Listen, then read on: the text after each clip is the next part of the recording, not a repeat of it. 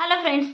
పెళ్ళైన తర్వాత అయినా, పెళ్ళికి ముందైనా, లవ్ చేసుకున్న తర్వాత, మ్యారేజ్ అయిన తర్వాత ఎందుకు బ్రేకప్స్ అయిపోతున్నాయి? మీకేమైనా తెలుసా? లేదా కారణాలేంటో మీకు తెలుస్తున్నాయా? లేదా మీరెందుకు విడిపోతున్నారో అర్థమవుతుందా?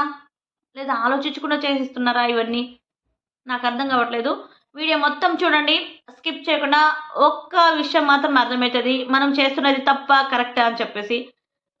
అది డ్యూరేషన్ ఎంతైనా ఉన్నాయి. కానీ లైఫ్ గురించి మాత్రం మంచి విషయాలే చెప్తున్నాను. ప్లీజ్ అర్థం చేసుకోండి.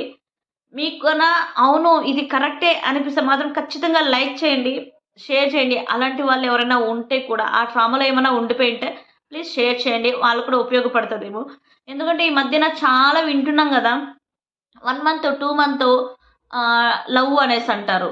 లేదా 1 ఇయర్, 2 ఇయర్స్ అనేసంటారు. తర్వాత వాడు నాకు నచ్చలేదు బ్రేకప్ అనేస్తారు. ఎందుకు నచ్చట్లేదు? నువ్వు వాడిని సరిగ్గా అర్థం చేసుకోవట్లేదు. లేదా వాడు నిన్ను సరిగ్గా అర్థం